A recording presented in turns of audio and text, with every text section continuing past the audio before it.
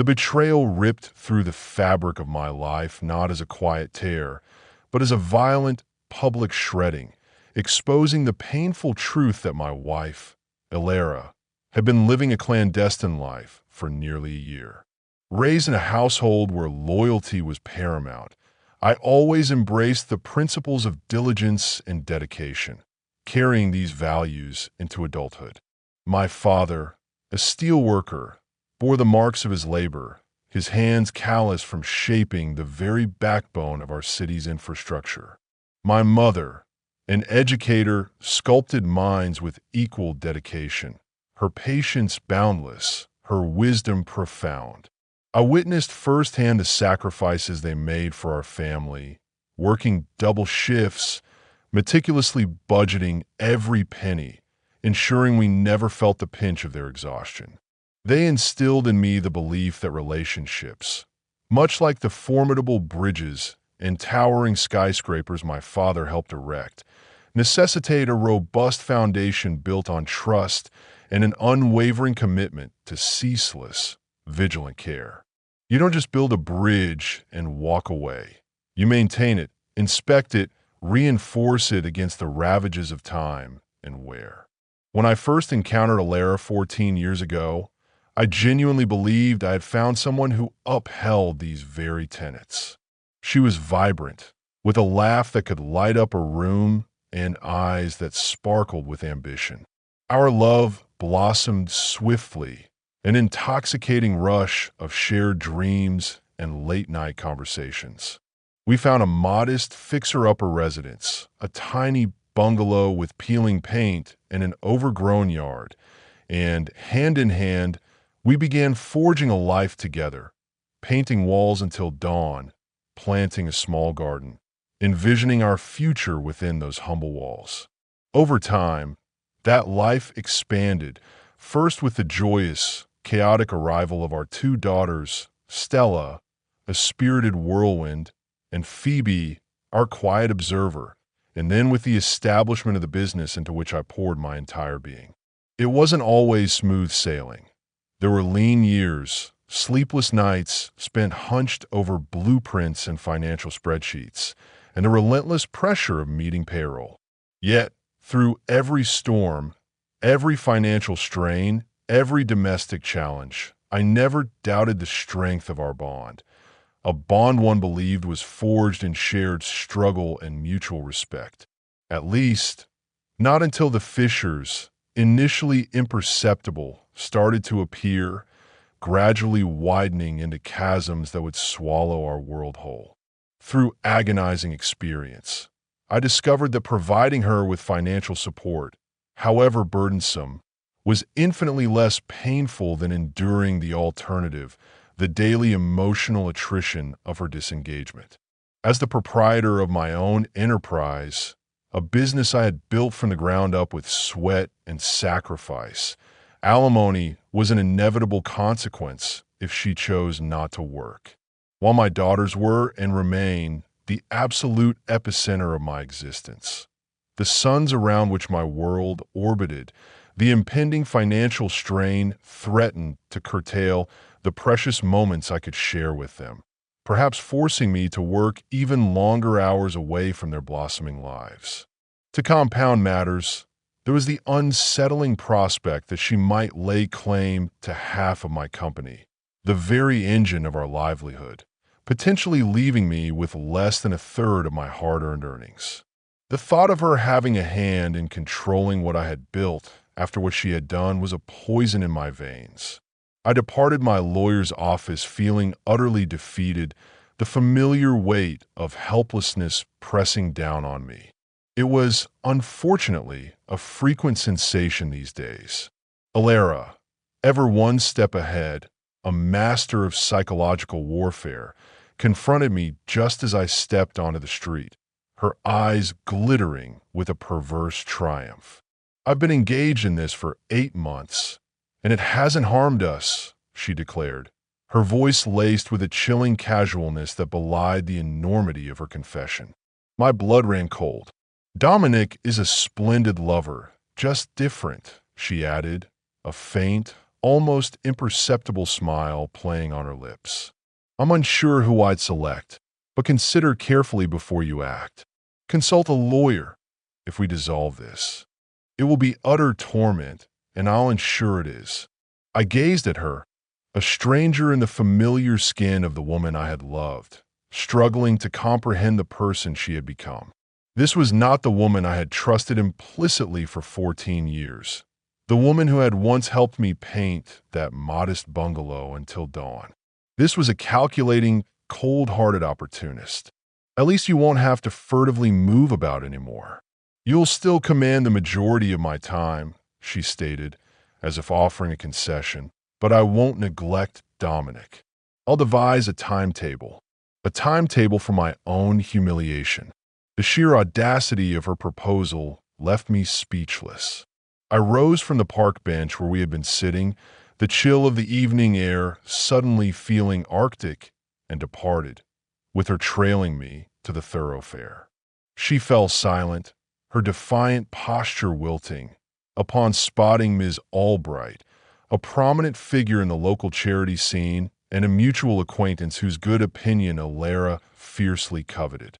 I offered Ms. Albright a forced smile and a curt nod, exchanging a brief, polite greeting, and Alara hissed, a sound like a cornered snake, "Come here now," as I walked away, ignoring her desperate summons.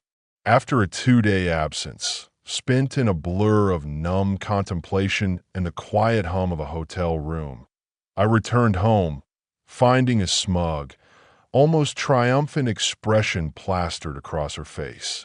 Our daughters, Stella, now 13 and radiating a nascent teenage grace, and Phoebe, 11, a vibrant bundle of energy, were ecstatic to see me, their hugs a much-needed balm to my wounded soul. I spent the evening fully immersed in their company, playing board games and reading their favorite stories, clinging to the fragments of normalcy. Once they were tucked in, Alara brought me a cold beverage, placing it on the coffee table with an air of casual reconciliation, but I no longer desired anything from her, not even a simple glass of water. "I'm relieved you've regained your senses," she remarked, her voice dripping with an offensive self-satisfaction. "We'll resume our former life, but I'll have occasional dates. No one will be privy to it." The sheer arrogance of her proposition, her delusion that I would simply accept a diluted version of my marriage, was staggering. I could no longer restrain myself, the carefully constructed dam of my patience finally bursting. "Here's the reality," I began, my voice low but firm, cutting through the silence like a knife. "I am remaining until Stella reaches 18, then I'm leaving. Phoebe will be fine, and perhaps she'll choose to live with me. Regardless, I'm out." I paused, letting my words sink in, watching the smugness drain from her face, replaced by a flicker of disbelief. "I'm finished with you. I will not share a bed with you again. You've transformed into someone unrecognizable, someone I no longer know or wish to know. I'm relocating to a spare room, the one in the basement, and I refuse to discuss this matter further. I will cultivate my own life, and if I encounter someone, then so be it. However, you require employment, or Dominic had better start contributing financially. The girls will receive everything they need, but no more joint accounts. Our financial ties will be severed." Her complexion paled, then flushed with a furious, indignant crimson. "You're an absolute scoundrel," she spat, her voice rising to a shriek. "I still cherish you and wish to be with you. This is preposterous. Things won't alter. They already have," I countered, my voice unwavering. "Now go to bed. If your paramour doesn't work out, you'll be a popular figure at Stonehaven and Crest," she retorted, referencing 2 exclusive local country clubs, implying my desperation would be on public display. "You might wish to reflect on that later." Later that night, the thin walls offering little solace, I discovered her conversing on the phone with her lover, the low murmur of their intimate exchange a fresh wound. I seized the device, the plastic warm in my hand, and declared into the receiver, my voice cold and steady. I possess your number. I'll acquire your address, and we shall discuss our shared interests.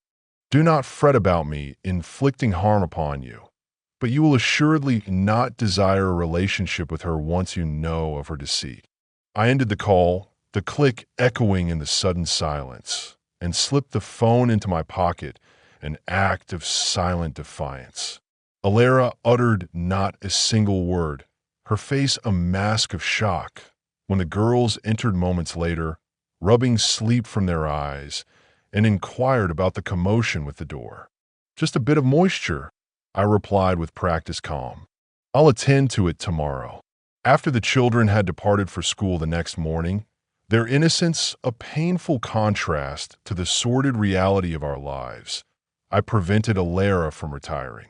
I'm retaining your phone until tomorrow, and I'll be scrutinizing your account. Good night. She hissed, a furious, frustrated sound. Good luck. Good luck to you, I responded, a ghost of a smile touching my lips, fully aware that she had no inkling I had installed a sophisticated keystroke logger on the family computer weeks ago. It was a simple, easily concealed device, purchased discreetly online. Soon, I possessed access to all her emails, her furtive search history, and a detailed log of her purchases from the preceding year.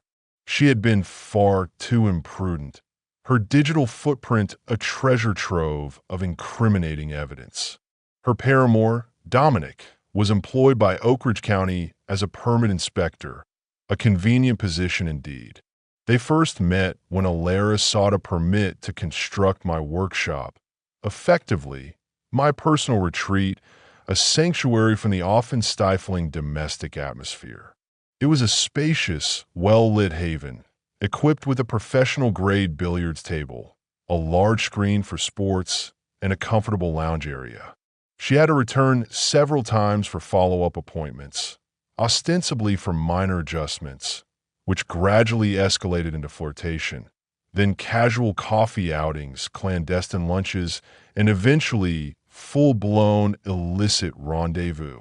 Occasionally, the logs revealed she initiated the encounters, meticulously planning them around my work schedule.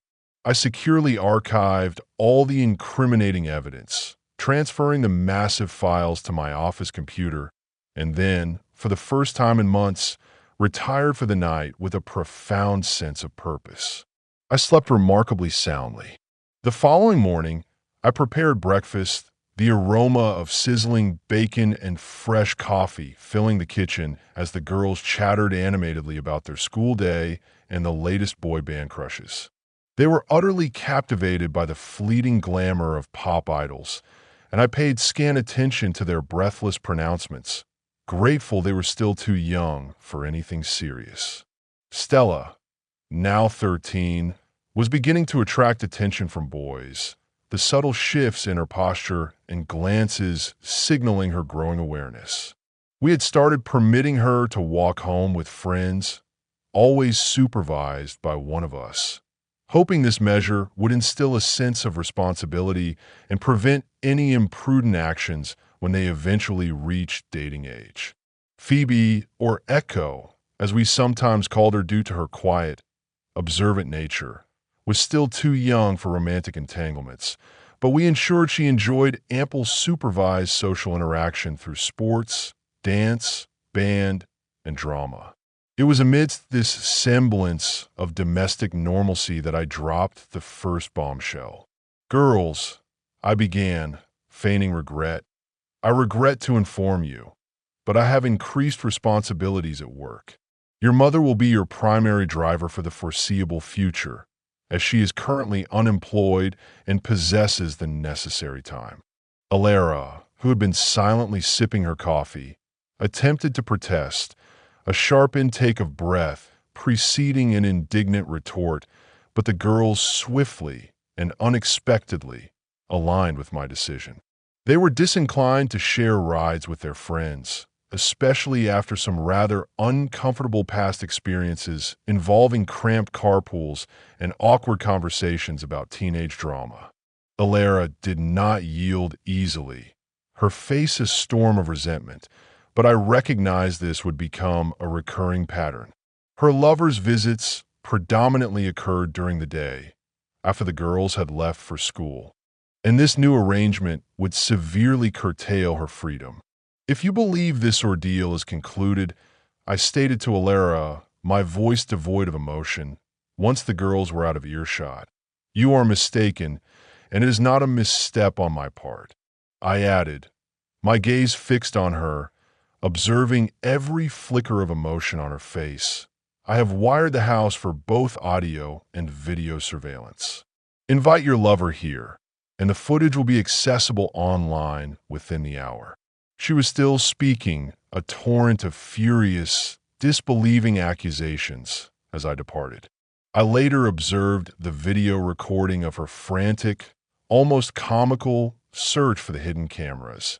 It proved quite diverting, a perverse form of entertainment. I also overheard several telephone conversations, including a particularly revealing one with her paramour, Dominic. He sounded visibly uncomfortable, his voice tinged with panic, as she ranted, "He's demolishing everything. He's canceled all my cards, and our bank balance has dwindled to $280. The electricity bill is due today. We may have to resort to Plan B." Her lover, ever the cautious one, advocated for patience. "If we leave now," he reasoned, "we'll be penniless, and everyone will know the reason why. Let's proceed cautiously, reside in comfortable homes, and maintain this secret a little longer." Alara was far from pleased with his suggestion, muttering, "So much for devotion," under her breath. Later, she attempted to arrange a rendezvous at his residence, but he demurred, clearly concerned about the prospect of his own house being wired. "I believe him," he insisted, a note of genuine fear in his voice. "We cannot take that risk." When their conversation concluded, she sat looking utterly perplexed.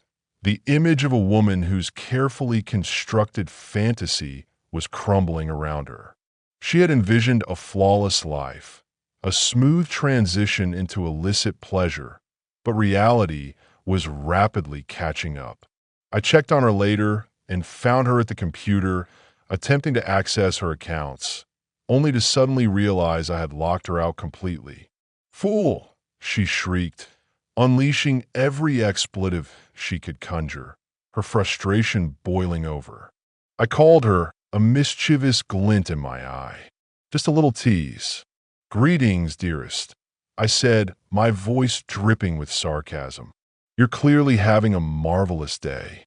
I perceive your computer is more secure than Fort Citadel, and your phone is on the verge of disconnection. But fear not.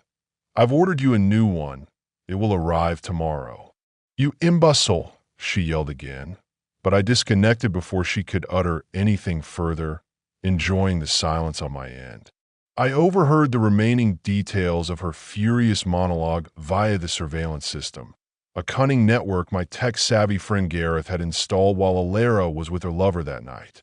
Gareth, the son of our former neighbors, had been developing games since the age of 14 and had amassed a substantial fortune by his 30s. He now resided with his wife, Sylvie, in a multi-million-dollar mansion nestled in the exclusive outskirts of town. Sylvie was breathtakingly beautiful, but not always the sharpest tool in the shed, possessing a certain innocent naivety. I had introduced them a few years prior at one of my gatherings, never imagining the complex web that would unfold. The following day, when I presented her with a new, top-of-the-line smartphone, she offered a fleeting, wary smile, a momentary reprieve from her usual scowl. However, I later heard her mounting frustration from the surveillance system as she attempted to use it. The phone incorporated a safety feature designed for children, a subtle piece of software I had personally configured, which perfectly served my purpose. The only numbers she could dial were the girls' school, my office, our medical providers, her mother, my parents, and emergency services. Any attempt to dial a different number would result in the call being disconnected for 30 seconds before the phone rebooted, a frustrating loop designed to prevent unauthorized communication. She discovered this when she tried to call her lover, and once it rebooted, I called her. "Hello," I stated, a note of feigned innocence in my voice. "I presume you've realized the phone operates solely with preset numbers. It's rather challenging to contact your beloved without a phone or computer, isn't it? I'd offer an apology, but unlike you, I do not engage in falsehoods. Here's a proposition: secure employment. You'll require one if you intend to shop or enjoy the lifestyle you become accustomed to. I'll care for the children, ensure they have everything they need, but you're responsible for everything else on your own. Perhaps now you'll finally wear those designer garments with the tags still attached, instead of just accumulating them." I ended the call before she could respond, picturing her furious, crimson face. Upon my arrival home, the atmosphere was glacial, thick with unspoken resentment. She struggled to maintain composure around the girls, forcing a thin, brittle smile. But once they were asleep, the truce dissolved. We descended to the basement, the air crackling with tension. She shrieked, her voice echoing in the unfinished space, and issued threats, but I merely smirked, the corners of my mouth curving upwards in a gesture of profound disinterest. Then, sensing her usual tactics were failing, she shifted, her voice softening, morphing into a pitiful wail as she began to weep, tears streaming down her face. "Please cease this unkindness," she sobbed, clutching at my arm. "I did not act intentionally. He is merely a brief entanglement.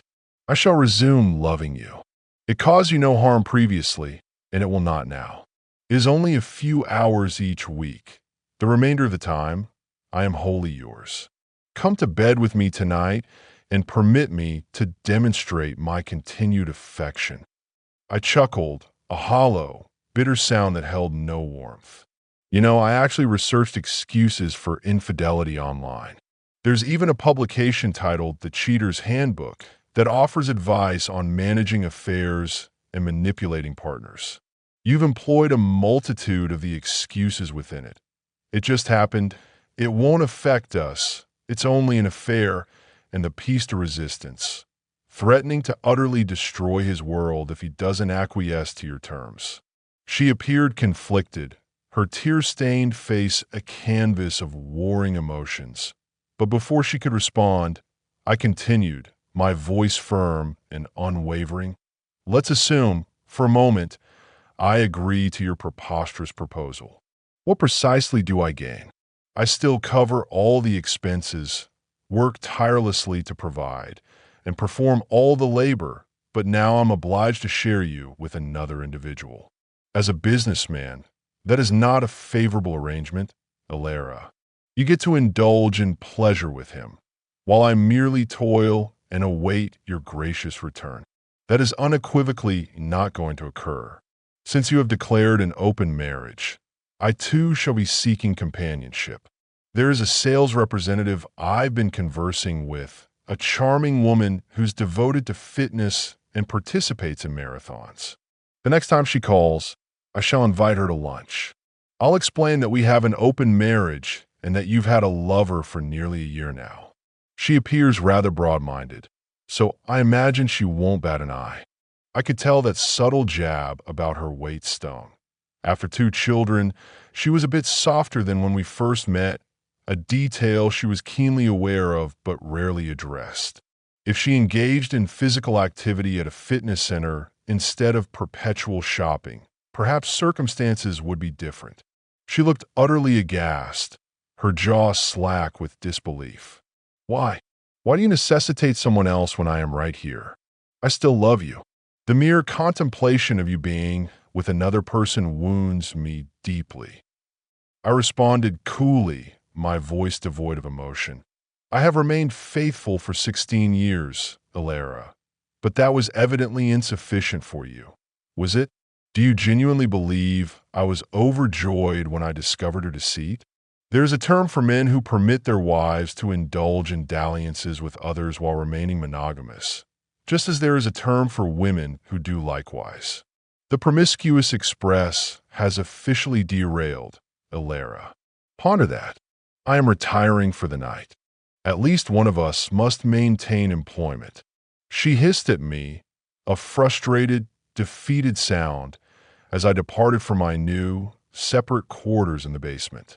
I recognized the urgent need for a concrete strategy before she truly attempted to sabotage my life. My mind raced, recalling the conversation with Gareth. My company's success, in large part, was due to him and Sylvie. It all began when Sylvie, known for her luxurious tastes and impeccable skin, mentioned her chronic dry skin. I, a civil engineer by trade, with a penchant for innovative design, conceived the idea of creating a special shower wall. This wasn't just any shower. It featured pulsating nozzles that not only washed and massaged, but also applied specialized lotion to the skin. It proved to be not only incredibly practical, but also immensely pleasurable. Women who tried it adored it, praising its efficiency and the feeling of pampered luxury. Sylvie, ever the socialite, shared her discovery with her vast network of influential friends. Eventually, their demand for custom installations became overwhelming, and Gareth, seeing the immense potential, loaned me significant capital to launch a proper business. I rented a workshop, hired 2 skilled individuals, and together we built custom shower walls meticulously crafted to our clients' precise specifications. Word spread rapidly through word of mouth from one affluent circle to another. High-profile clients, including acclaimed actors, celebrity athletes, and even former first ladies, placed orders, eager to experience our unique product. Within 2 years, we had expanded our reach to luxury hotels and professional sports teams, constructing larger, more robust units for their exclusive locker rooms. Gareth and Sylvie, with their extensive legal and financial contacts, assisted me in securing international patents, protecting our intellectual property. We even successfully sued unscrupulous competitors in France and Portugal, acquiring their assets and further solidifying our global market position. I reached out to Gareth, recounting the agonizing details of Alara's betrayal. "What precisely do you desire, Arthur?" he inquired, his voice calm and steady. "Above all else, I want my girls to remain a central part of my life, unaffected by this mess, and I want her to deeply regret her actions. It is irrevocably over between us, but she hasn't grasped that reality yet. When she does, I want to ensure my financial security for my future and for the girls." Gareth inquired about the house. We had acquired it at a significant reduction, approximately 60% of its market value, due to the previous elderly owner's profound neglect. We had invested substantially in its restoration, pouring endless hours and resources into transforming it into a beautiful home, and it was now worth double our expenditure. Alara, without a doubt, would contest its ownership fiercely during the divorce proceedings. Gareth understood. He immediately set about constructing a complex financial barrier around my company, shielding it from Alara's grasping influence. I wasn't angry enough to utterly destroy her financially, but I certainly wasn't going to reward her infidelity either. Alara had previously suggested I remodel the basement into a self-contained apartment with separate wiring and its own driveway, creating a discreet space where I could lead my own life while still seeing the children. She believed this arrangement would be easily approved by the court, as the girls would be involved, living under the same roof. Kira, Garrett's formidable head of security, who I had previously employed, had also offered an alternative solution when she learned of Alara's actions. Kira, a former military woman, was not only exceptionally attractive but also incredibly skilled, holding black belts in 3 martial arts and being a top-tier pistol marksman. Her boredom working for me had led to an introduction to Sylvie, and she had since become Luna's, Gareth and Sylvie's daughter, dedicated bodyguard after a harrowing abduction attempt where she shot the would-be abductor in the head within minutes. The incident was quickly covered up, but the man had been armed and posed a clear threat. And Kira was exonerated. "I can handle this," Kira had stated, a dangerous glint in her eyes. "I'll make their lives miserable for you, no problem." I was disinclined to pursue that dark path.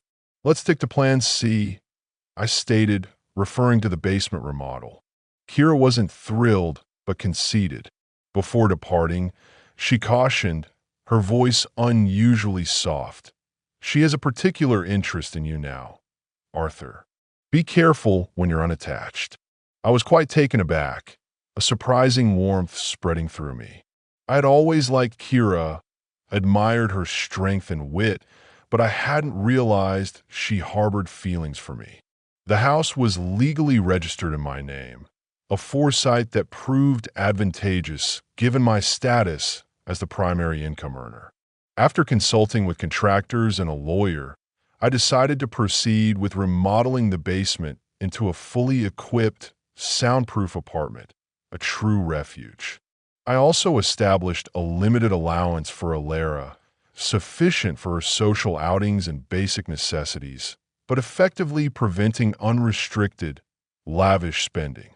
I took her luxury sedan in for a routine checkup and discreetly installed a GPS system with remote engine shutdown capabilities, a tiny, undetectable device hidden within the dashboard.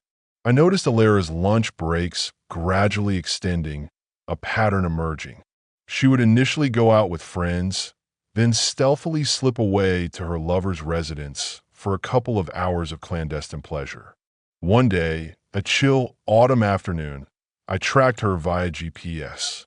As she approached his place, barely a block away, I remotely disabled her vehicle. She called moments later, her voice shrill with panic, claiming the car wouldn't start. When I inquired about her precise location, she insisted she was across town, miles from her actual whereabouts. She asserted she was merely stopping by a friend's house to retrieve a forgotten bag from their shopping excursion. I let her fret for a moment, savoring her frantic desperation, then instructed her to attempt starting the car again. She complied, the engine sputtering to life, and drove a few blocks before it stalled once more, a deliberate, cruel irony. When she finally arrived home, shaken and disheveled, she comprehended the situation, the cold reality of my control finally dawning on her. Later that week, I recorded a furious argument between Alara and Stella, our daughter, during which Alara, consumed by her own self-pity and frustration, forcibly ejected Stella from the room, pushing her out the door. The sight of our daughter's distress, her heartbroken sobs echoing through the house, pained me deeply, a knife twisting in my gut. But it was too late for intervention. The lesson needed to be learned. When Alara inquired about the ongoing basement remodel, her tone dismissive, I informed her I was preparing it for the girls, a space for them.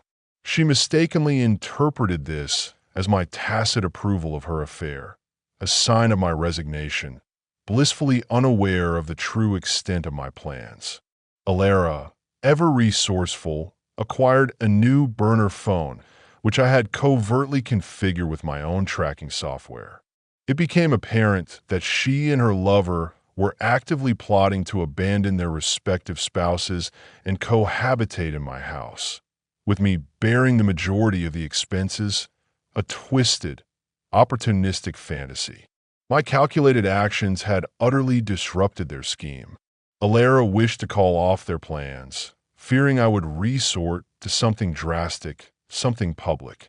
Her lover dismissed her concerns, his arrogance blinding him to the true danger, but she was deeply apprehensive about the repercussions, especially given his employment with the county.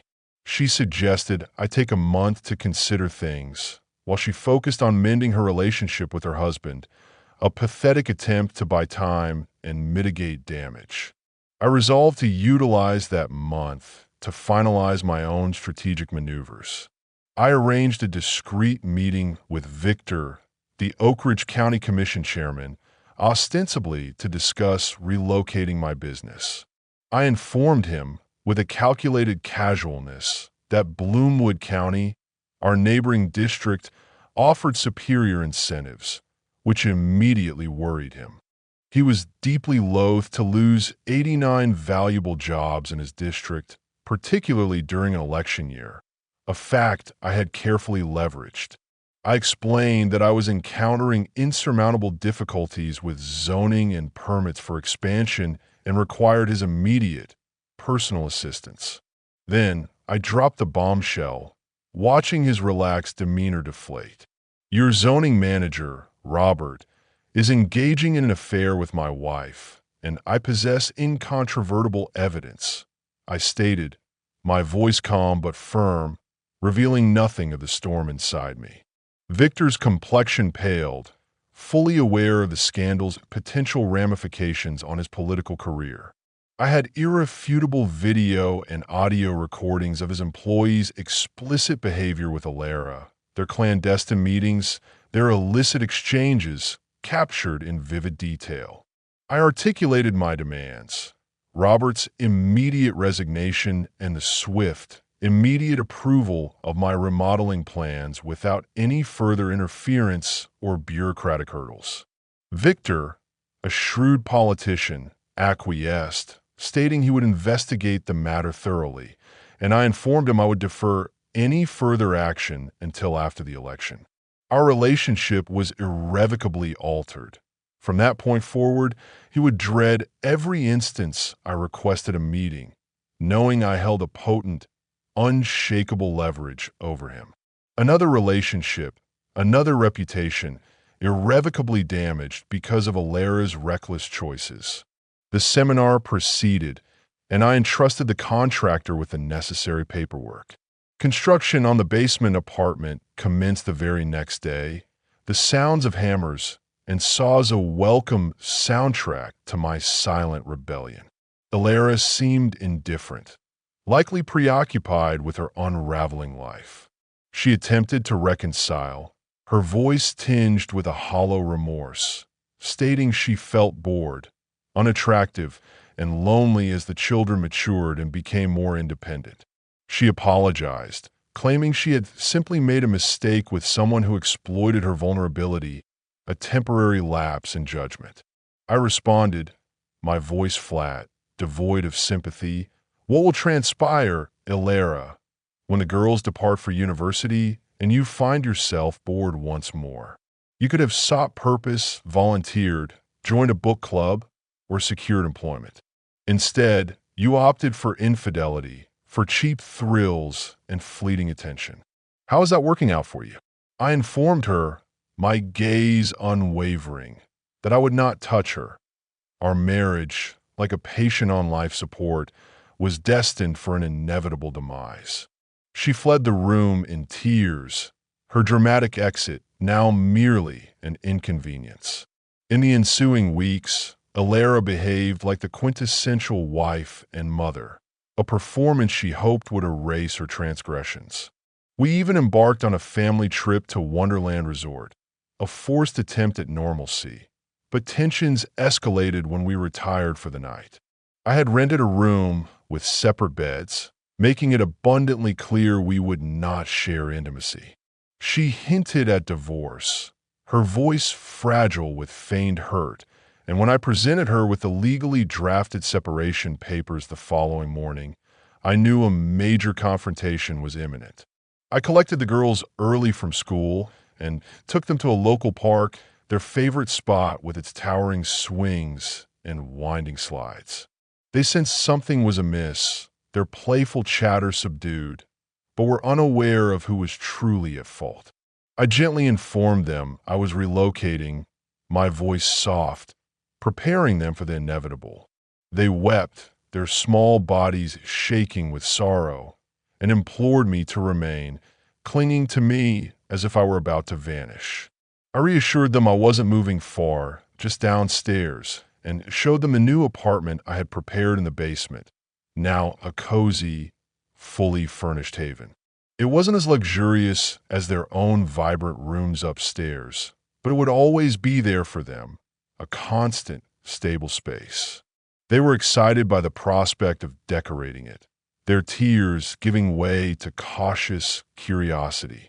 Upon our arrival home, Alara was incandescent with rage, her face contorted in a furious mask, screaming at me, her voice echoing through the quiet neighborhood.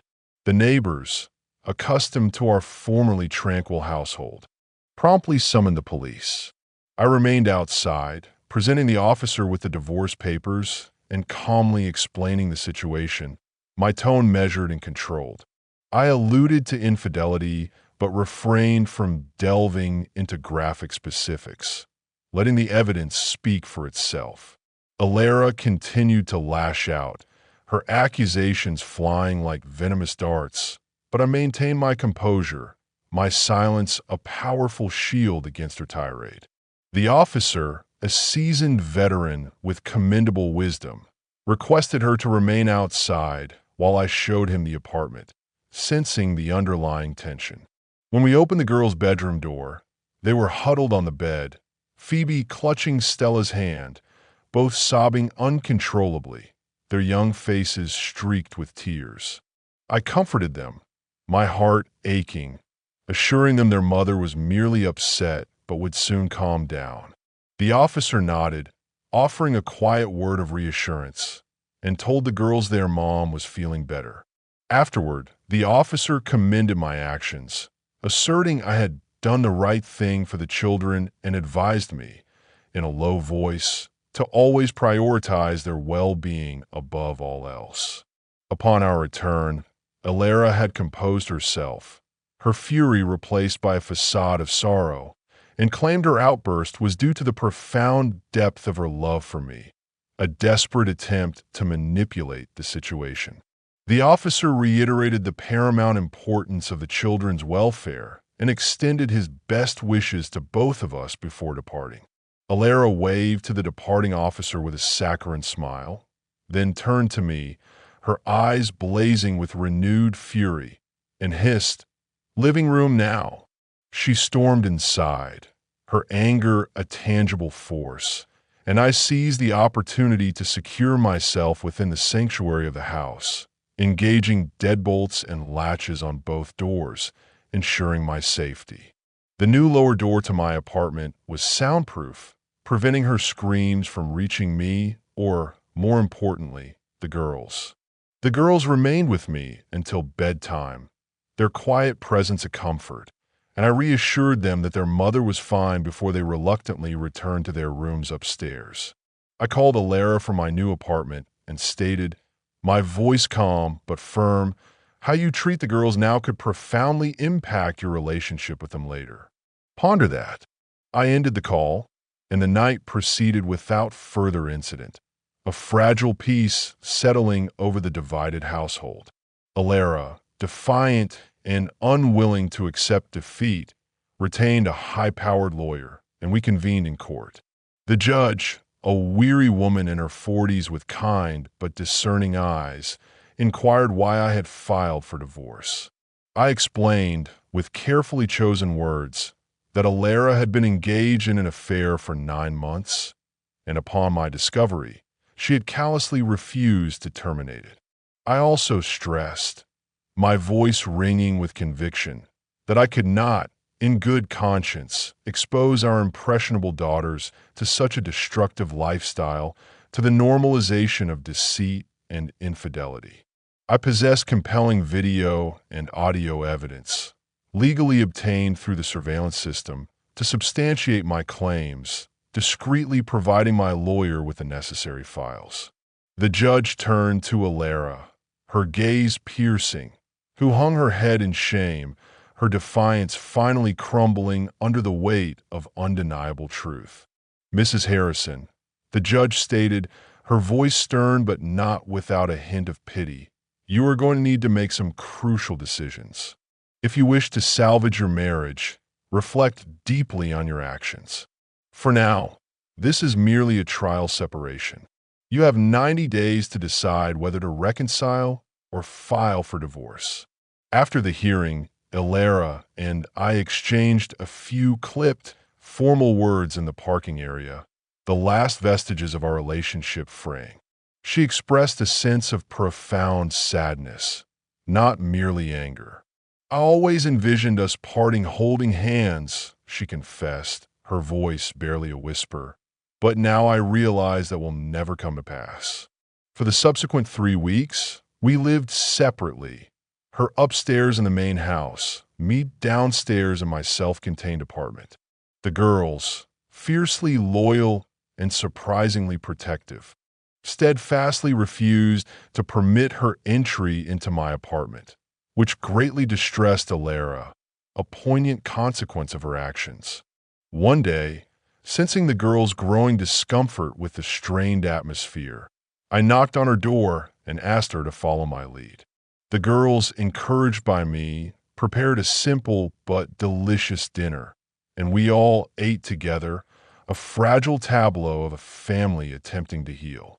Ilera, surprisingly subdued, complimented their culinary efforts and even assisted with the cleanup.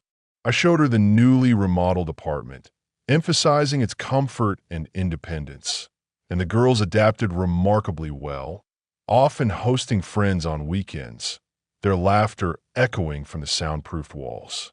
I even constructed a modest swimming pool in the backyard, further enhancing our home's popularity among their friends. Some parents observed our unconventional situation with curious glances, but refrained from direct commentary, although a few subtly hinted at romantic interest in me, which visibly irritated Ilera, jealousy still simmering beneath the surface. One evening, after a neighborhood gathering at our house, Ilera confronted me, her composure finally shattering. "What were you thinking?" she shouted, her voice trembling with indignation. "That woman practically climbed into your lap." She was referring to a charming single mother from the girls' school, with whom I had exchanged a few pleasantries. I calmly retorted, my voice steady. "How humiliating would it be, Ilera, if your spouse were engaged in an affair and everyone was aware of it? I believe that's far worse than a polite conversation at a party. Wouldn't you agree?" Ilera was taken aback, her mouth opening and closing soundlessly, but I relished seeing her squirm. The tables finally turned. I subsequently avoided direct contact with her, though I continued to monitor her via her phone and daily activities, a lingering habit of caution. It appeared she had 2 short-lived lovers after Dominic, but was then left entirely alone for months, a stark, somber yet somewhat amusing outcome of her choices. After Ilera's release from the court-ordered trial separation period, I sometimes heard her crying in her sleep, unaware I had kept a tap on her phone. When a telemarketer called, she attempted to rectify it, believing it to be a sign that things were improving between us, not realizing it was a harbinger of our marriage's dissolution, the final threads being snipped away. The election had concluded, and the new county manager, a no-nonsense administrator, pledged to streamline the budget and clean house. Robert, the zoning manager, was quietly dismissed after the commissioner viewed the video I provided.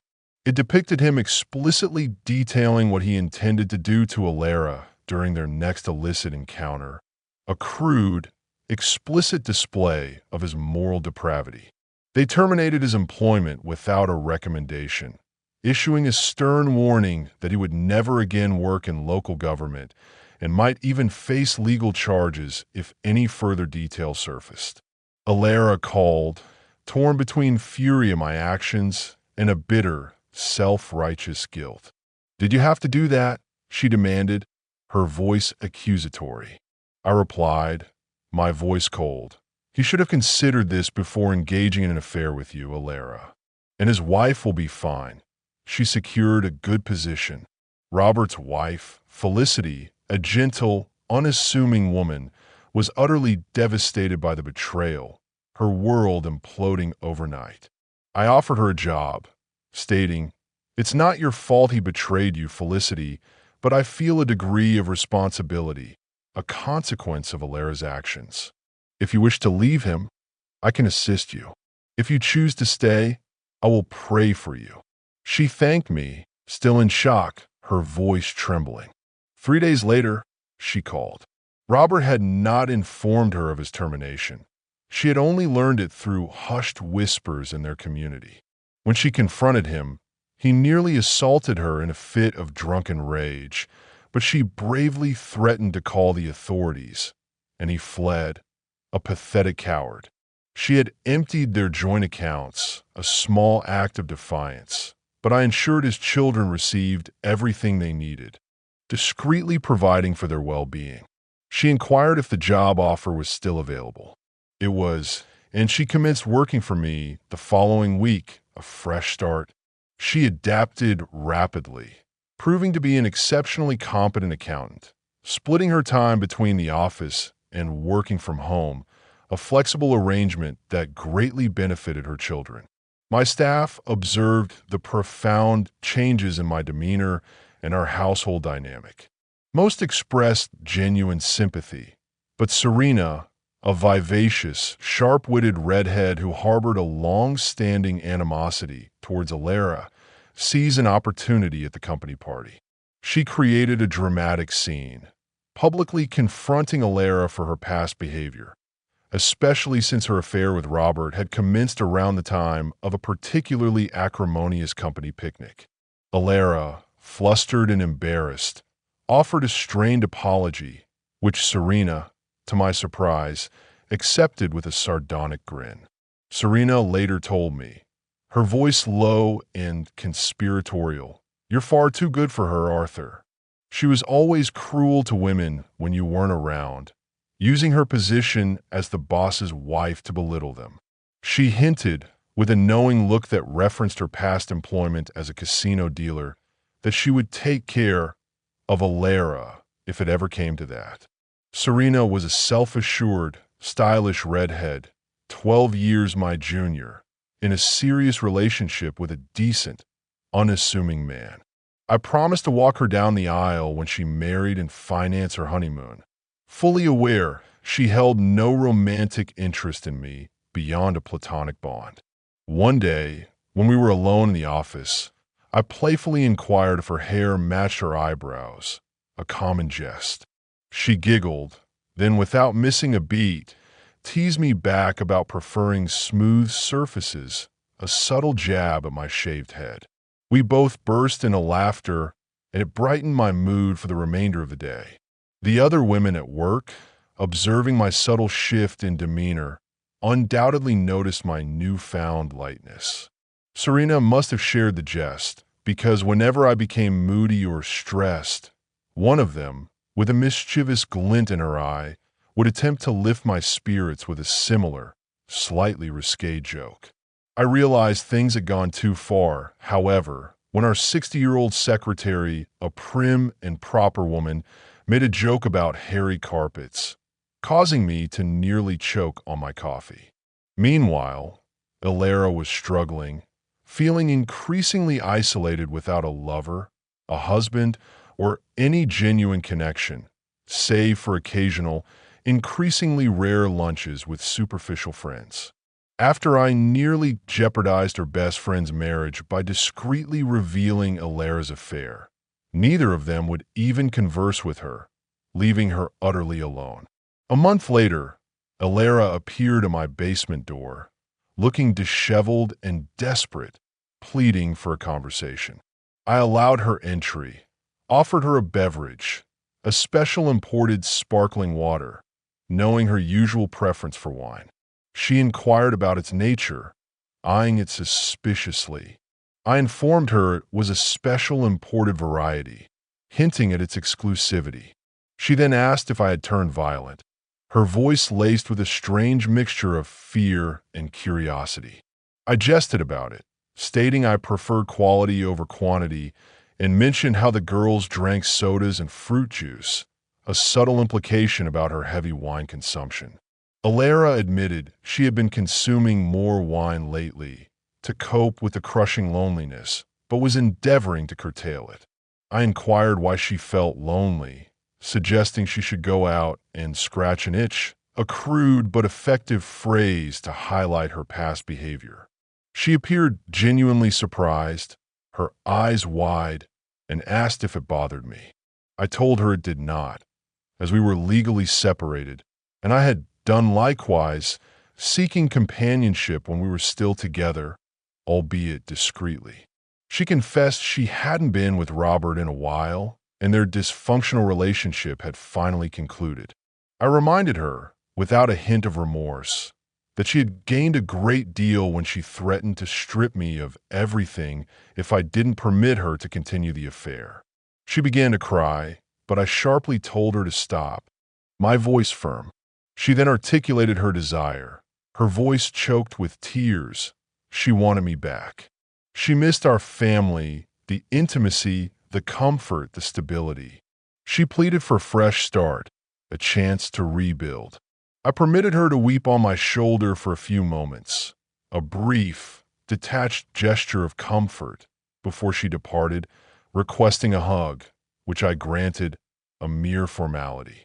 Later that evening, Stella and Phoebe came downstairs, their laughter echoing through the apartment, discussing dinner options. They finally decided on a spicy Creole dish, and I suggested they invite Alara if she wished to join us. After a brief argument among themselves about her past behavior, they went out to procure food, returning with a movie to watch in my personal retreat.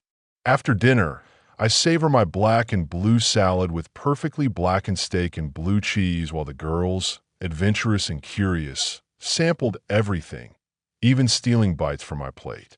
Phoebe finally mustered the courage to try alligator bites, a delicacy I had introduced them to, which turned out surprisingly well, her eyes widening with delight.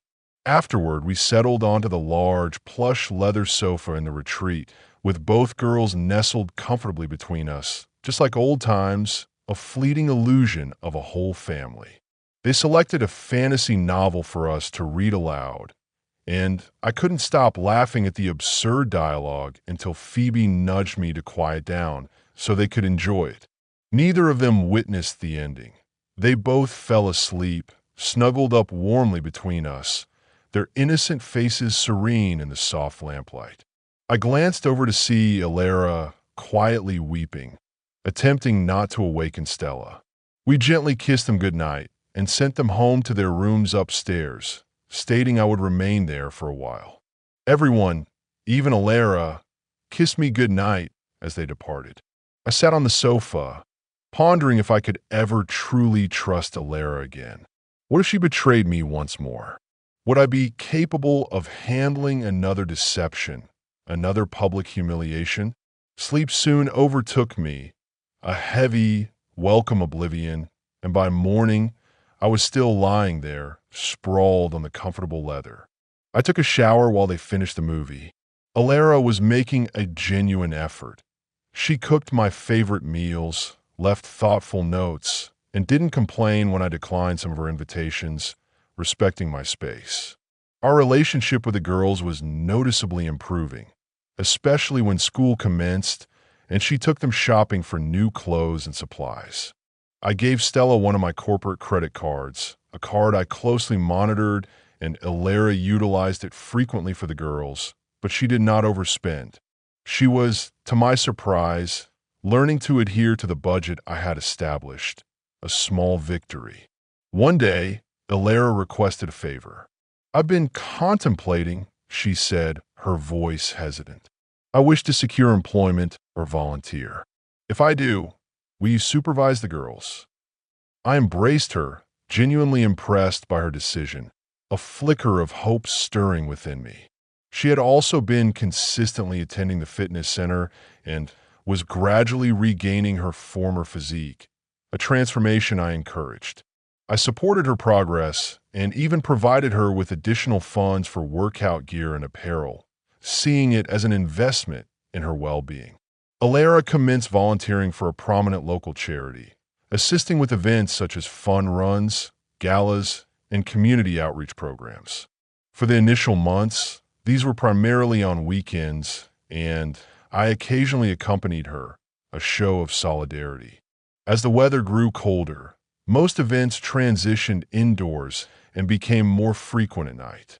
I still attended some, but balancing my demanding work schedule with these evening engagements proved draining. So I reluctantly reduced my participation to 1 out of 3. Alara seemed frustrated, a subtle tension in her voice. So I inquired, "How would you feel if I compelled you to work with no sleep for a second morning?" A veiled reference to her past infidelity. She displayed photos from the events, beaming, and I gave them little thought. I trusted her now, a fragile, hard-won trust, and though the cameras were still in place. A lingering caution, I hadn't checked them in weeks. We were slowly, painstakingly rebuilding our trust, brick by difficult brick, and I genuinely believed she was truly remorseful, that she had learned her lesson.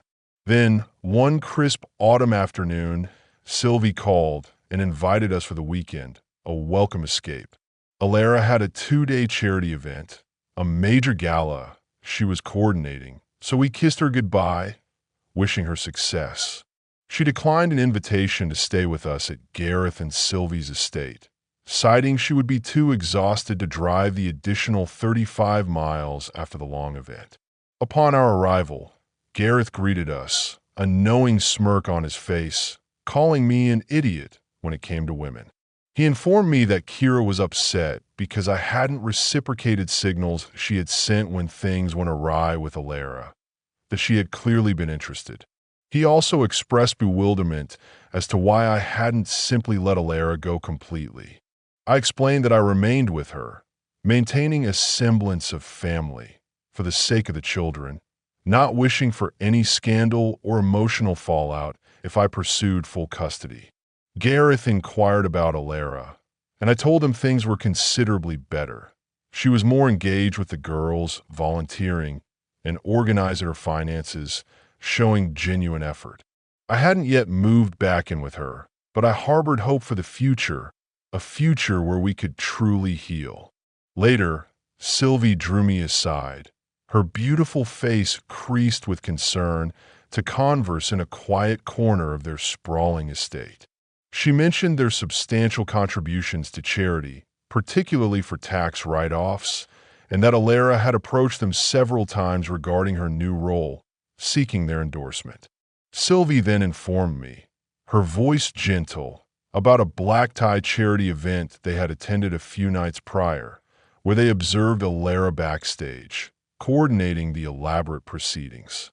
As the night drew to a close, Sylvie showed me a picture on her phone of Alara in a breathtaking emerald green dress I had never seen before, standing uncomfortably close to a man, Leonard Thompson, his arm casually draped around her waist. Sylvie explained, "He's exceptionally wealthy, a notorious philanderer who attends these events solely to meet women. He's very proficient at it. He even attempted his tricks on me once or twice, but I was, thankfully, uninterested. I had a sickening premonition about where this was leading, the familiar cold dread coiling in my stomach. I seized the opportunity, showed Gareth the picture, his face hardening, and together we discreetly blended into the crowd of 500 attendees, mostly in tuxedos and evening gowns, searching for a clear view.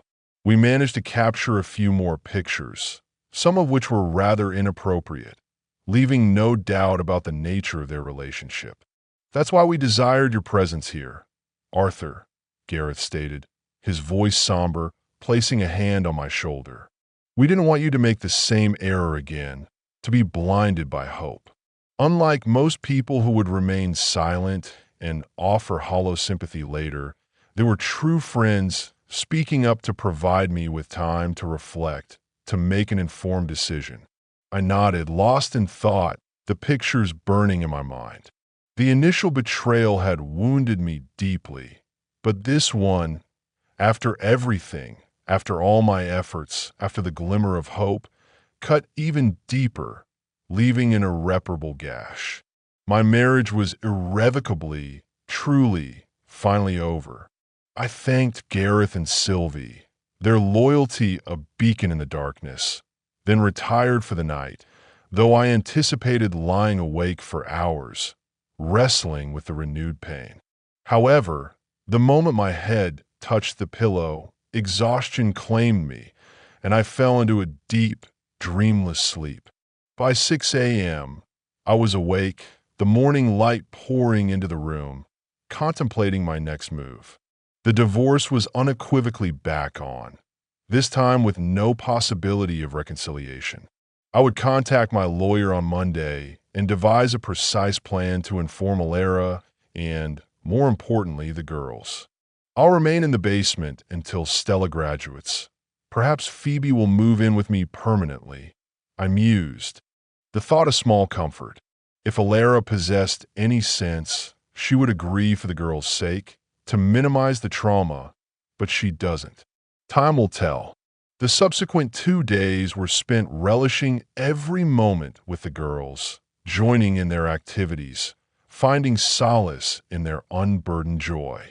Sylvie had decided she desired horses, so Gareth, ever the indulgent husband, had constructed a magnificent barn filled with 6 majestic horses renowned for their gentle disposition. Gareth, however, discovered he was allergic to horses, so Sylvie, the girls, Kira, and I rode around the sprawling estate and its picturesque surroundings. For lunch, Sylvie had planned a charming picnic by their pond, which could easily have been mistaken for a small, shimmering lake.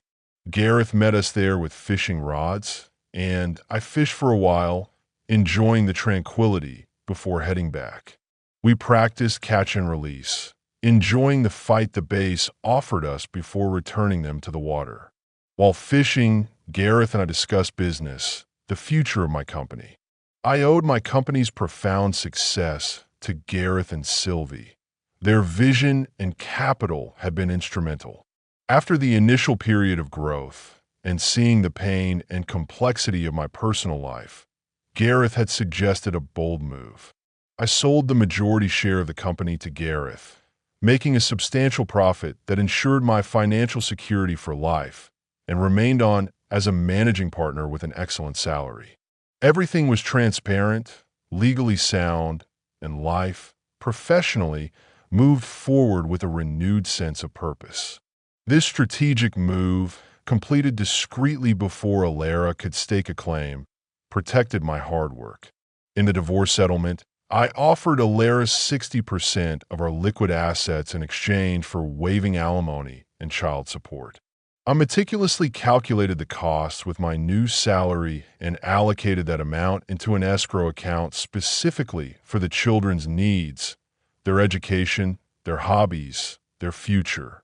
I provided her with the primary residence, a house valued at $800,000, with all utility bills paid until the girls reached 18, unless she remarried, at which point the financial obligation would cease.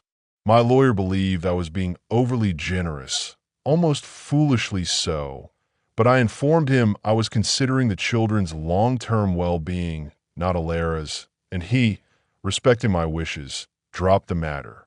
In the end, she received the house and a substantial $2.6 million, a deal difficult to refuse, yet, in her stubborn, self-destructive way, she initially did.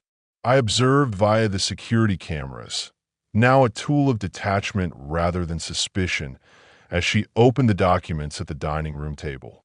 The first was the divorce petition, stark and unambiguous. The second was a damning photograph of her with her new lover, Leonard Thompson, their faces too close, their smiles too intimate. I left her a crisp, concise note. I was prepared to forgive you, Alara. I thought you had learned your lesson, that you had glimpsed the true cost of your actions, but I was mistaken. I am offering you a generous settlement, one that will leave you financially secure, provided you manage it wisely. Simply sign the papers, and we will proceed. There's no need to contest custody. Let's share it amicably until the children are adults, allowing them stability. I will remain in the apartment until Stella turns 18 and Phoebe can decide where she wishes to live. Take these papers to your lawyer and do not complicate this more than necessary. It will not benefit you to prolong this. Best of luck with your future relationships. Just don't use me as a reference. I also sent her the same incriminating pictures I had provided to my lawyer, the ones I had discreetly given to Leonard Thompson's wife, Valerie. Be cautious, Elara. I added in a postscript. This is an alienation of affection state, and a competent lawyer can seize most of your settlement if Valerie chooses to pursue it. Let's hope she isn't too severe. Elara pleaded, begged, and pleaded again, a torrent of desperate appeals, but it was futile. My resolve was unshakable. Please, Elara, I stated, my voice devoid of emotion. Do not recite excuses from the cheater's handbook. You desired another man, and you got him. I am not your contingency plan, your safety net. It is over. Let's not make things more difficult for the children. Simply sign the papers. In a few years, when the children are older, independent, we will barely interact, our paths diverging completely. She wept, her face contorted in a mask of despair, then, predictably, erupted in anger, her fury a last, desperate act. Her lawyer, a formidable negotiator, sensing her losing battle, advised her to accept the deal and move forward. Mr. Harrison possesses the evidence, Mrs. Harrison, and you have been unfaithful twice. This is not a no-fault state, and if he presses charges for infidelity, you will end up with far less, perhaps nothing. In a last, spiteful attempt to inflict pain, Elara countersued for emotional cruelty, claiming I had affairs with Kira and Felicity, Robert's ex-wife, a desperate fabrication. Felicity, a newfound strength in her, immediately threatened a defamation lawsuit, her lawyer quick to act. Kira, ever the protector, appeared at Elara's door, her demeanor chilling, warning her to desist. It won't be me, which, Kira stated, her voice low and dangerous. But I possess some powerful connections who can make your life utterly miserable. You could simply disappear, a whisper in the wind. Think with your head, not your Elara, now visibly shaken, her face pale with fear, backed down, finally comprehending the true power she was up against. One more thing, Kira added, a slow, predatory smile spreading across her face. After this is concluded, I am pursuing him. He embodies everything I desire, strong, gentle, and kind. I shall have beautiful children with him and construct the life I have always dreamed of. Just so you know, Elara's face was a study in shock and unadulterated fury. A few weeks later, I was surprised when an unfamiliar woman, elegant and poised, appeared at my workplace. She stated it concerned my divorce. After I initiated a recording on my phone, a new habit, I invited her in, intrigued. I am Valerie Thompson, she introduced herself, extending a slender hand. I believe you are acquainted with my husband, Leonard, the one who has been engaging in an affair with Elara. I shook her hand, a wave of empathy washing over me. I'm truly sorry for what has transpired, Mrs. Thompson. It is not my fault, and I am certain it is not yours either. You are a victim of her deceit, just as I was. Valerie requested assistance, her voice trembling slightly. I understand you possess photographs and evidence that could be useful in my divorce. Can you share them with me? Provide me with your lawyer's name, and I will forward them. She explained that her husband, a cruel opportunist, had emptied their bank accounts, leaving her with only enough for a modest house and clothes for their young son. She was unemployed, and her future seemed uncertain, a mirror image of Felicity's plight. Once again, I found myself cleaning up the mess Alara had created, a grimly familiar task. I called David, my lawyer, and arranged a meeting for Valerie. David, I have another client for you, Leonard's wife. Give me a time, and I'll send her over. And by the way, I'm paying, so extended discount, a significant one. Certainly, Arthur, David replied, his voice tinged with amusement. Text her number. I'll text her when I'm free. I turned to Valerie, who appeared utterly shocked, tears welling in her eyes. Do not worry. He is highly competent, and I can readily afford it. It is the least I can do for you, a small act of solidarity in this mess. If you require anything else, simply ask. She attempted to restrain her tears, but the dam had broken, and she was unable. I handed her a box of tissues and allowed her to cry for a while, a safe space for her raw emotion. Felicity was at her place, working from my office, and I surmised she would comprehend Valerie's pain. I called Felicity, and she entered my office, her gaze curious. I introduced them, watching the immediate connection form between two women wronged by the same destructive force. You two share a commonality. My wife has been involved with both your husbands. I then discreetly excused myself for 15 minutes, giving them privacy to connect and share their stories. Upon my return, both women had me seated on the couch, one on each side, and then, to my utter surprise, they both leaned in and kissed me on the cheek. I had not anticipated that. Valerie spoke first. I informed Felicity what a kind, selfless man you are, Arthur, and when my divorce is finalized, I am coming for you. I was genuinely taken aback, a blush creeping up my neck. You are my hero, Arthur. Now, focus, she continued, a playful sternness in her voice. Valerie requires employment. She possesses a degree in international business relations, speaks fluent French, Italian, and German. A perfect fit for that marketing position you mentioned, the one that requires global outreach. Felicity grinned, a mischievous glint in her eyes. You can express your gratitude with a substantial bonus in my next paycheck, Arthur, and remember, I am your chief accountant, so don't even contemplate lowballing her. Alara was incensed when she discovered this, her fury a predictable storm. Is this retribution? She shrieked, her voice venomous. You are treating me abhorrently while assisting these women. It's a sick game. I raised my hand, a gesture of absolute finality. I have reached my absolute limit with you, Alara. There is nothing left. What is your problem? Alara snapped, her eyes blazing. Alara, silence yourself. I stated, my voice calm but laced with steel, cutting through her anger. Are you listening? If you're not, this deal is off, and I will compel you to fight for every single penny, a battle you will lose. Do you genuinely believe that when I married you, I would end up supporting the women you have destroyed, the wives of your lovers? This is entirely on you, Alara, and I am done. Do not speak to me again, not unless it's about the girls. If you do, communicate solely with my lawyer. The girls will inform me if they require anything. She wept again, a pathetic, self-pitying display, but I was resolute. The divorce is proceeding. Before the ink is even dry, I will be moving on with my life. The girls need a positive role model, a stable presence, not you. Go ruin some other marriage.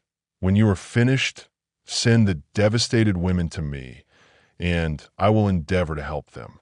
Perhaps they can form a support group. I possess ample experience now. Goodbye, Alara, I stated, and departed without even closing the door, leaving her alone with the echoes of her choices. The girls loathed the situation, caught in the painful crossfire. I attempted to shield them from the ugliness, to maintain a semblance of normalcy, but they eventually discovered the unvarnished truth, piecing together the fragments of our fractured life. They did not see Alara for 3 agonizing weeks until I persuaded them to spend a weekend away with her, a difficult, necessary step. She is still your mother. I reasoned gently, my voice heavy with the truth I barely believe myself. She loves you. I'm certain not seeing you is hurting her. It's going to be difficult, but do it for the family, for the bond you once shared. Phoebe, looking older than her 11 years, a wisdom beyond her age in her eyes, sighed. We will go, Papa, she said, her voice small but firm, but you are mistaken. She betrayed us. We will never have the same family again. She hugged me tightly, her small arms wrapping around my waist before walking away, her shoulders slumped. Love you, Daddy. When did children acquire such profound wisdom and world weariness? I might need therapy for all of us, a way to navigate the emotional landscape we now inhabited. It took 11 grueling months and cost Alara an exorbitant $600,000 in legal fees before she finally capitulated, signing the divorce papers. She requested an hour before signing, a last-ditch effort, so I called her, my voice weary. What could you possibly say that would make a difference, Alara? If you are genuinely sorry, I accept your apology. Otherwise, sign the papers. I am finished with the drama, the endless cycles of manipulation. Phoebe was now 12 and a half, blossoming into a beautiful, insightful young woman. Stella, almost 15, resembled a model, her grace and confidence growing daily. The pool parties and personal retreat gatherings still occurred, filled with laughter and joy, but Alara never attended, ostracized by her own choices. I was still paying for the main house until Phoebe went to university, a lingering financial tether. I updated the divorce terms. The house would be sold upon Phoebe's matriculation and the proceeds split. Alara would still possess sufficient funds to live comfortably if she managed her money wisely, a small concession for the sake of the girls. Before the ink was even dry on the divorce papers, Felicity, true to her word, pursued me. I attempted to gently deter her, my voice laced with a playful concern. I would love to, Felicity, I stated, but you work for me. If things don't work out between us, it could become incredibly awkward, a professional nightmare. I'll quit, she replied without hesitation, her eyes sparkling with determination. I raised an eyebrow, a teasing smile touching my lips. You'll send your resignation email in approximately 5 seconds, I teased, knowing her dedication to her work. I chuckled, but she was undeterred, her resolve unwavering. You adore your job, I continued, pressing my point, and no one will compensate you as handsomely as I do. Felicity smirked, a confident glint in her eyes. I could marry a banker, I retorted. You could, but that might take a while if it happens at all. Please stop, she said, laughing, finally breaking. I knew she was flying to France the next day for a business trip. Perhaps you'll meet a Frenchman there. There's an Antoine Dubois out there looking for you. Felicity found a new partner, another accountant she met through my company, and they're still meticulously tracking his performance. How many minutes he lasts, how many peaks he can deliver. So far, it's adding up. Valerie, inspired by my words and Felicity's newfound happiness, took my offer seriously, found a charming Frenchman, and relocated to Cannes to manage the European division of my company. C'est la vie. I muddled through for about 9 months, navigating the unfamiliar landscape of single life. I dated a few women I met through friends and at various social events, but aside from some physical intimacy, nothing truly clicked, no genuine connection formed. Gareth and Sylvie, ever my steadfast allies, looked after me, their home a sanctuary, and I spent time with the girls whenever possible, cherishing every moment. Kira, after a while, departed, stating she loved the girls but needed to move on, to find her own path. It was a little disappointing, but the girls, ever perceptive, merely smirked, a knowing glint in their eyes. 13 months after the divorce was finalized, Alara became engaged to a man she met through her charity work. After her affair with Leonard came to light, the charity, unwilling to be associated with scandal, subtly suggested she might be more useful elsewhere.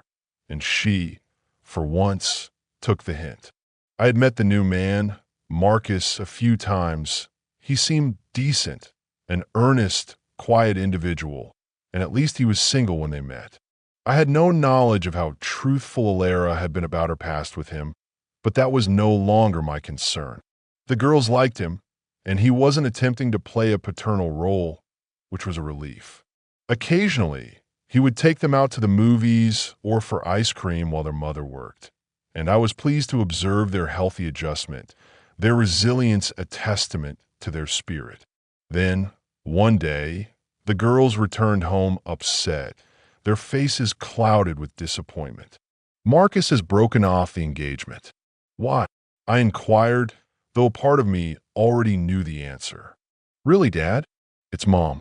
What do you think happened? Stella asked, her voice tinged with a weary resignation.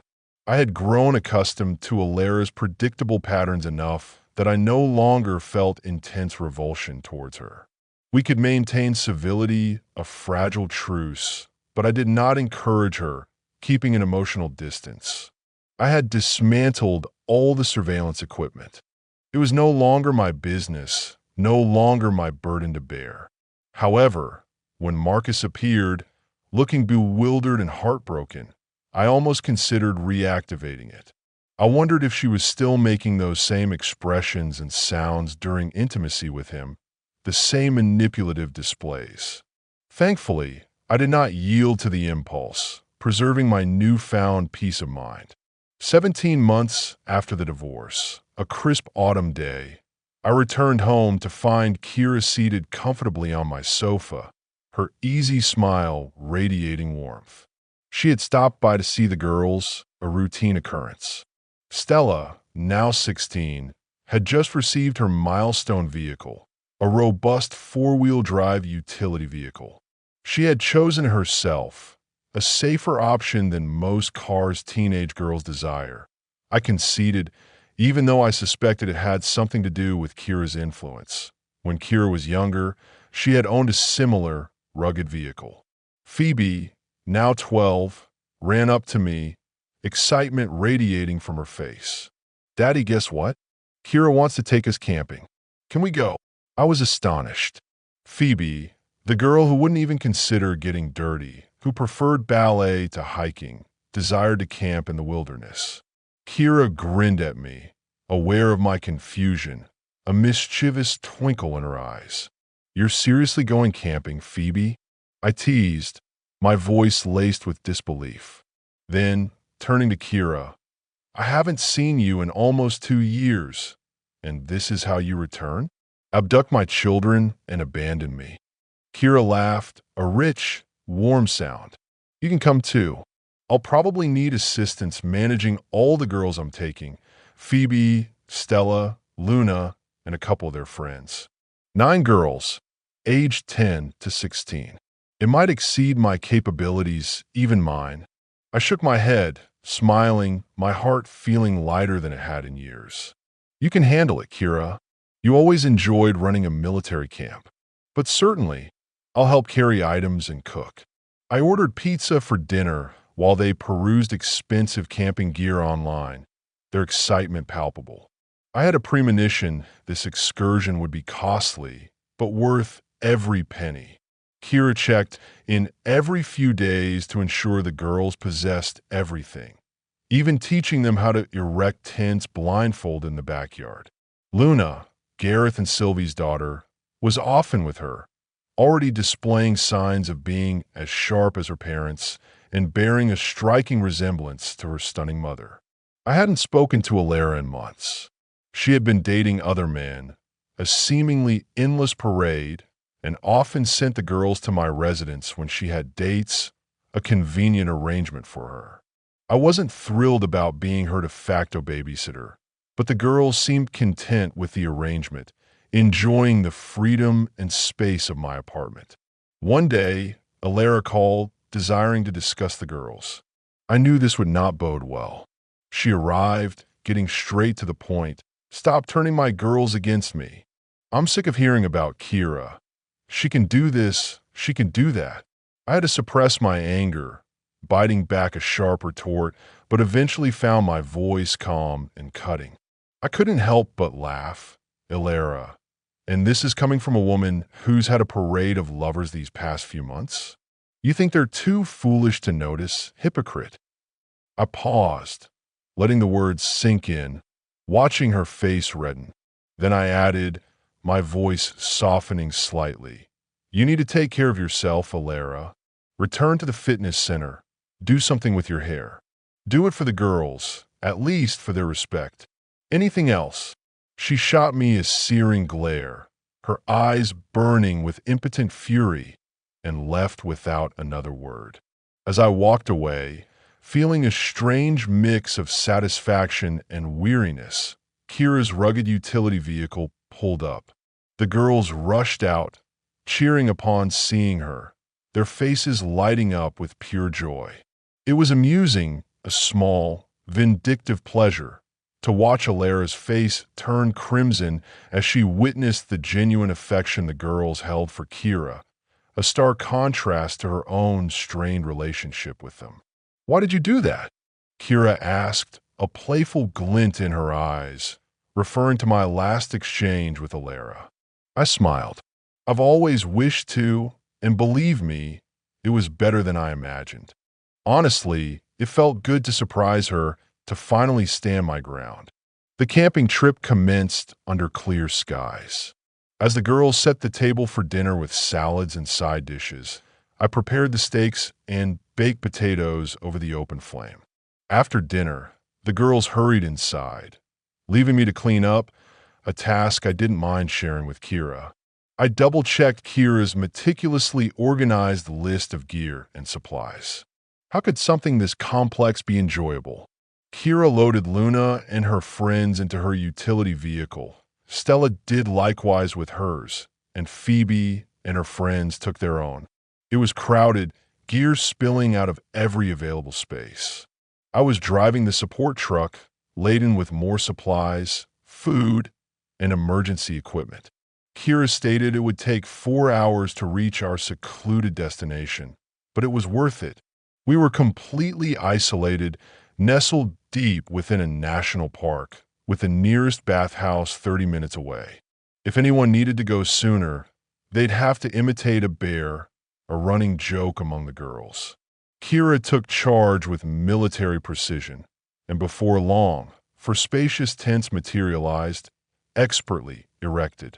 I was instructed to store the food in bear-proof containers, which didn't exactly reassure me about the local wildlife.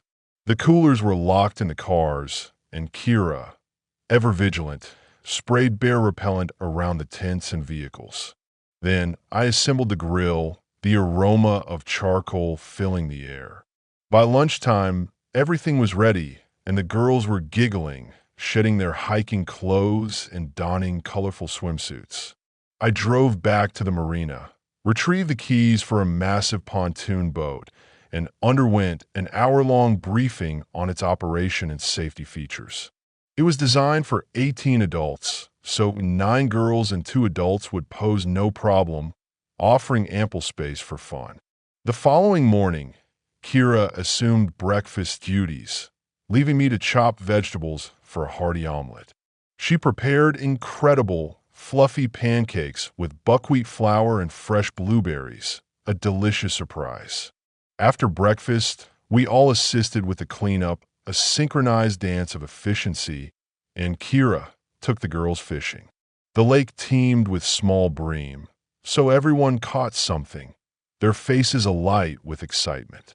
We took photos, immortalizing their triumphs, and the girls joked about shopping for fishing gear, already planning their next adventure. Soon after, having lazily lounged on the shore, we returned to the marina for lunch. The girls, unaware of the plan, wore sneakers over their swimsuits, believing we were heading to a restaurant. Oddly, the establishment served delicious Italian cuisine, and we shared massive plates of spaghetti, ravioli, and meatballs, fueled by our morning activities. Afterward, we admired the boats at the pier, the sun glinting off their polished surfaces. The girls shrieked with delight upon realizing the large pontoon boat was for them, but groaned in unison when Kira, ever the stickler for safety, made them don life jackets. "We have a student driver," Kira joked, pointing at Phoebe, who was clutching the wheel with mock seriousness. "Better safe than sorry." We set off slowly, the boat gliding across the calm water, and I heard Kira laughing heartily on deck as the girls tried to navigate. The girls were relaxed, their anxieties melting away, and we anchored in a quiet cove with a shallow, sandy beach, perfect for swimming. The boat featured a sliding board, and the girls took turns soaring into the water with joyful screams. One girl, Victoria, a quiet, shy friend of Phoebe's, couldn't swim, but Kira, with unwavering patience, ensured she had a life jacket and gently took her into the water, reassuring her every step of the way. Everyone roasted sausages and marshmallows on the shore, while Kira quietly conversed with Victoria, building her confidence. After a while, a wave of tenderness washing over me, I kissed Kira's cheek, a soft, spontaneous gesture. Her smile illuminated the evening. For helping Victoria, I stated, "You're going to be an amazing mother, Kira." Tears welled up in her eyes, a rare display of vulnerability, and she swam off to the bay. Perhaps to compose herself, I helped the girls clean up, ensuring every piece of trash was collected and the fire was extinguished, leaving no trace. We slowly swam back to the dock, the water cool and refreshing, and Kira, her voice soft, inquired if she had upset me. I told her she hadn't, just that her compliment had caught me off guard, touching a sensitive nerve. We had a light dinner, which the girls expertly prepared over the grill, and Kira and I relaxed in camp chairs, snuggling close under the vast, star-studded sky.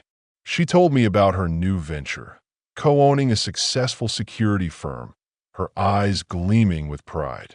I told her I had sold my company to Gareth, which genuinely surprised her. It didn't bother me. I stated honestly. I got into it to help a friend, and while I appreciated the loyalty and the challenge, it wasn't my passion. I simply desired sufficient funds to provide for my family and later for my girls. Kira squeezed my hand, a comforting gesture. "I know you don't show it, Arthur, but Alara hurt you. I've been there too. My ex-husband left me for a pregnant woman, my supposed best friend. At least he waited until I got home to tell me, but it still pained me, a deep, lasting wound. I was somewhat surprised. Kira had never before mentioned her past, and it evoked a touch of sadness and empathy within me. Alara had, in her own destructive way, taught me how to navigate pain, so I understood Kira's perspective completely. We relaxed in the chairs until dinner was ready, the tantalizing aroma of grilled chicken filling the air. I was glad my girls knew how to use the grill. Most of the others were utterly clueless, their culinary skills limited to instant noodles. After dinner, Kira and I did the dishes while the girls sang campfire songs around the crackling fire, their voices surprisingly harmonious. It was peaceful, no one around to appreciate their talent, but us. The girls insisted we acquire a pontoon for combined birthdays, and I didn't argue. That night, I lay in the tent, listening to the gentle sounds of the forest, realizing I was the happiest I had been in a long time. I fell asleep with a smile on my face, and the next morning, we packed up, ensuring we had left the campground cleaner than we found it, a tribute to the wilderness. As we drove home, Kira and I held hands in silence, the comfortable quiet a testament to our unspoken connection. Approximately an hour from home, she finally broke the quiet, her voice serious, almost formal. "I've been contemplating this for years, Arthur," she stated. "Here's the proposition. You will marry me. We will have more children, and you will spend your life with me, by my side, building a future together. If you do not desire that, if there's any hesitation, I will depart, and you will never see me again. Oh, and by the way, I love you. How do you feel about that?"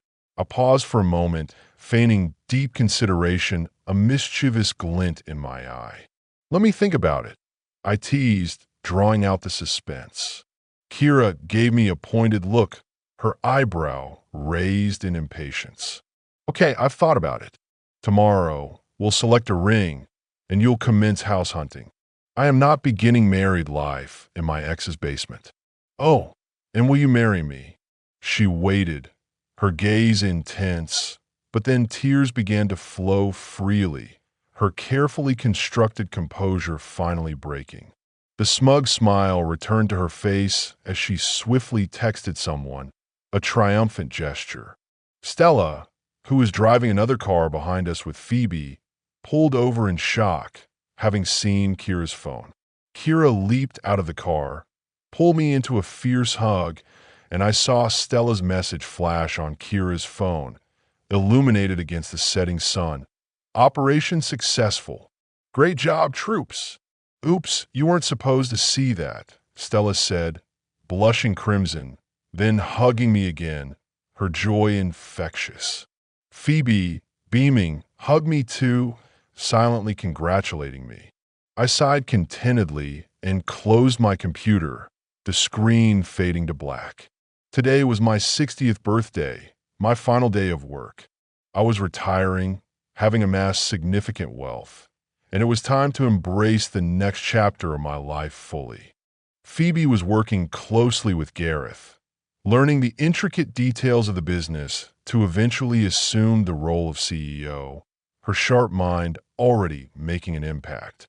Stella, a brilliant civil engineer specializing in bridge construction, had found a wonderful life partner and adopted two beautiful little girls, my only grandchildren, who filled our lives with boundless energy and joy. Phoebe was still dedicated to her work, but appeared close to a kind, intelligent engineer she met through her sister, and I had a feeling a proposal was imminent.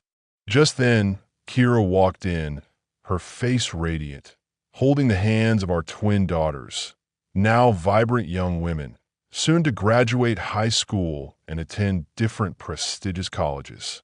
Kira had been right all those years ago. Our children were beautiful, strong, and they were beginning to carve their own impressive paths in the world. Kira had retired on our wedding day to operate her own successful security company, then sold her share when she discovered she was pregnant, choosing family over career without hesitation. My company had flourished within Gareth's empire, growing exponentially, and their insights frequently influenced business strategies, a testament to our enduring partnership. Kira paused at our wedding photo, displayed prominently on the wall, a cherished memory. In the picture, she and Sylvie stood proudly with 9 bridesmaids, all in elegant, floor-length dresses, but with a rebellious twist. Combat boots peeking out from beneath the gowns, holding a sign that gleefully read, "Operation Successful." It was a perfect encapsulation of our journey. We were heading home to the serene lake where we had spent many cherished vacations, where our story with the girls truly began. 2 pontoons and a speedboat sat at the dock, always ready for adventure, and the men from our camping trip often visited, reminiscing about the legendary Operation Lake Privacy, a humorous nod to the elusive peace we sought. Privacy was a rare commodity in our bustling, joyful household, but we had grown accustomed to it, embracing the beautiful chaos. As for Alara, the house went to her in the divorce settlement, and she wasn't pleased about it. initially railing against the perceived injustice. But soon she realized her complaints wouldn't change anything. The legal battle was over. What truly upset her, I later learned, was that Kira purchased a house just a block away, a magnificent $500,000 home with a sparkling pool and a luxurious hot tub, which was even featured in local lifestyle magazines. The first year of shared custody was easy since the girls lived nearby, though they overwhelmingly prefer to stay with us, especially after their younger sisters were born, drawn to the warmth and stability of our home. Alara married twice more, in quick succession, but both unions ended poorly. Her first marriage dissolved due to her continued infidelity, a habit she couldn't break, and the second simply fizzled out after a few years of simmering resentment and emotional neglect. Felicity and Valerie, now firm friends, even tracked down her second ex-husband's bewildered wife and offered her a job at my company, completing a strange, full circle. We still see Alara occasionally, at family gatherings or school events. She's quieter now, the fire dimmed, still clinging to old resentments and bitterness. Time hasn't been kind to her, and her habits haven't changed. She still prefers the bustling mall to the invigorating fitness center, a symbol of her unchanging priorities. "Dad, hurry up," one of our twin daughters called, her voice bright with anticipation, pulling me back to the present. If we leave now, we'll have time to swim at the lake before dinner. I grinned, retrieved my retirement box filled with mementos, and walked out of the office with my beautiful, loving family, ready to embark on the next chapter of my life, a chapter filled with true peace, genuine love, and the joy of a life well lived.